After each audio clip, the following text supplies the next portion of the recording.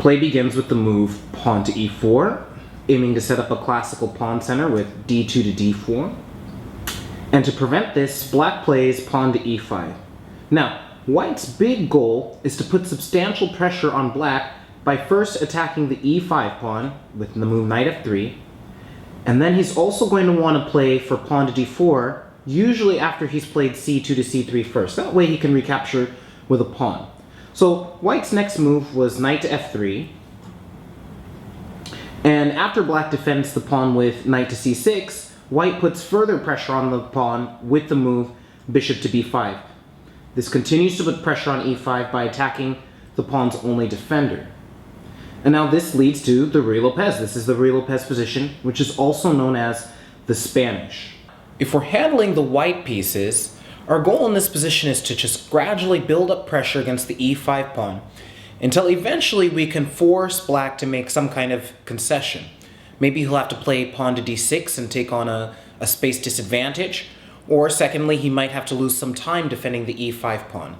So white's goal is just to put pressure on black's position and very gradually build up an advantage in the center. So how does the 𝐲𝐸-López unfold? Well, you may be surprised that black's most common move here is to nudge this bishop with pawn to a6. Now, wait a minute, doesn't this just lose the pawn on e5? We just said that white's whole aim was to take out this defender and capture on e5. Well, it turns out that at the exact moment, black would simply have a fork trick with the move queen to d4. And this would be winning the pawn back due to the double attack here. So the threat to capture on c6 and then on e5 is actually not serious just yet. Instead, white often retreats the bishop to a4 in this position. By inserting this move pawn to a6, black is really saying that as soon as I really get worried about that threat to the e5 pawn, I'll just play b5 to kick the bishop. So what normally happens here is that black simply continues his development with knight to f6, white castles kingside, black plays bishop to e7, and now after this move rook to e1, it's finally time for black to do something about this threat to the e5 pawn. If, for example, he just had a lapse of attention and he just played castles kingside, he would now lose a pawn after bishop takes knight, pawn takes bishop, knight takes pawn. And now in this case, this fork trick, queen to d4, doesn't do a whole lot since the rook is holding on to this e4 pawn, and white would simply play knight f3 and it's just time for the queen to retreat and black is down a pawn. So it turns out that at this moment, black is actually obligated to do something about this threat to the e5 pawn. So black's reply here is nearly always pawn to b5. And after bishop to b3, black further shores up the pawn with this move pawn to d6. Now, this is kind of a good situation for white. This is the sort of concession we wanted to make. By forcing this pawn to d6, we've kind of caged in one of black's bishops in this position, and we've given black a slight space disadvantage. So white now prepares his expansion in the center with pawn to c3. And after black castles, we play this important little move, pawn to h3. This is all about control of the center. White knows that if he just goes ahead and plays d4 immediately, this pin will give black extra chances to influence the center. He's actually using a light squared bishop to attack a dark square by threatening to exchange for the knight.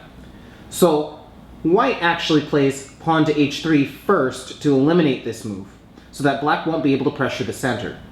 And this position is one of the most important starting positions of the 𝐲𝐸-López, and it's called the closed 𝐲𝐸-López, or also the closed Spanish. Basic aim in this position is going to be to achieve the move pawn to d4, and then he's going to want to reroute this knight. This is a very common maneuver. He's going to bring it to d2, and then to f1, and then he's going to select between e3 or g3 for this knight.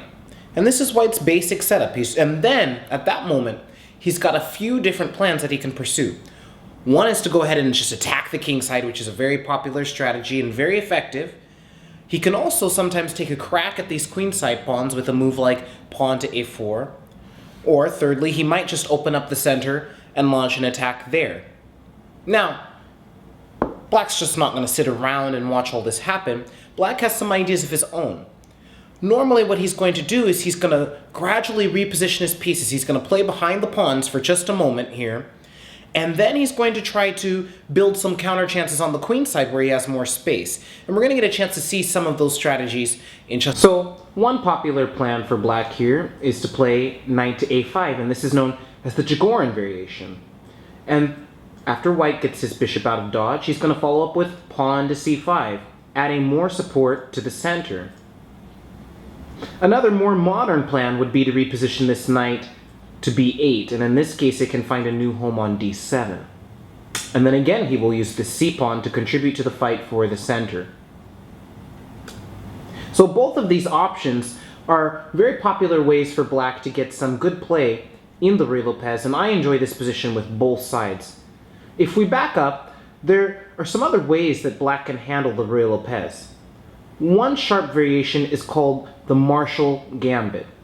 And in the Marshall Gambit, instead of submitting to a space advantage, Black goes directly for a pawn sacrifice in order to get his pieces very active.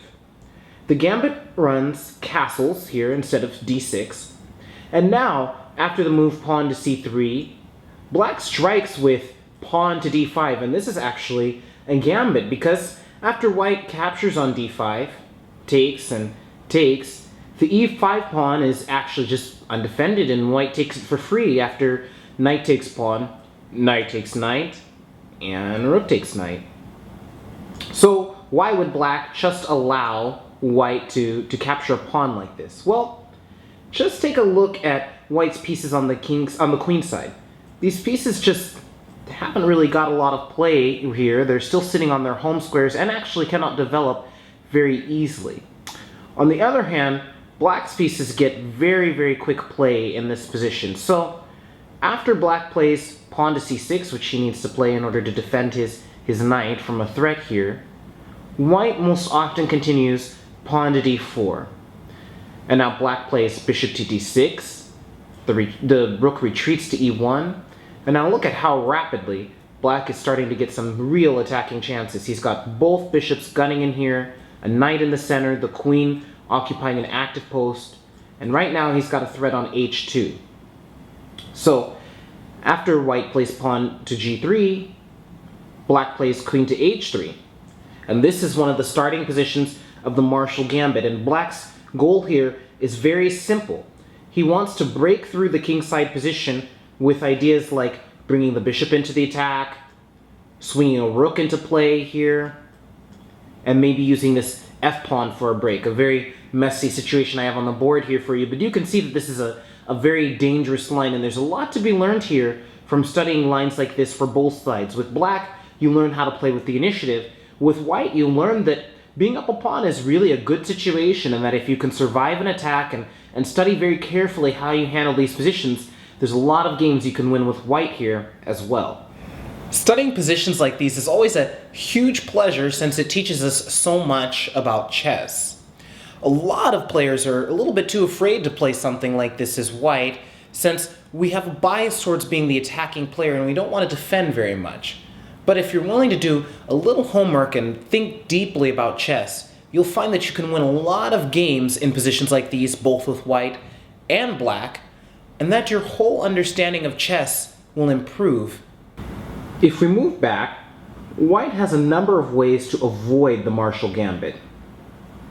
The most popular method involves playing pawn to a4 after Black castled. And this takes advantage of a little detail in Black's move order. Let me show you really quick that the most popular move here was pawn to d6, but if Black wants to play the Marshall Gambit, he doesn't play this move. Well, now in this case, if White were to play a4, Black's instinctual move here would be to simply play something like bishop g4, which gives this bishop an excellent spot, and since the queen now defends the rook, there's no threat of pawn takes pawn because, well, Black can simply recapture. So this was not a big deal in this case. However, in the Marshall Gambit, Black castles. He has to delay moving the d-pawn because he wants to bring it to d5 in one go.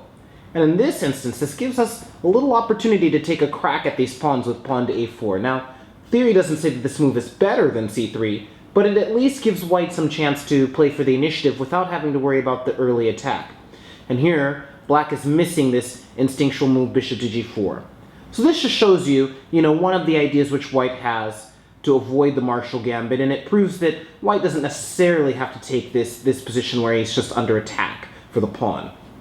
Now, black has a few more ideas, but I want to get to one that's been very popular recently, which is known as the Berlin defense. And the Berlin defense begins when black plays, instead of pawn to a6, he plays simply knight to f6.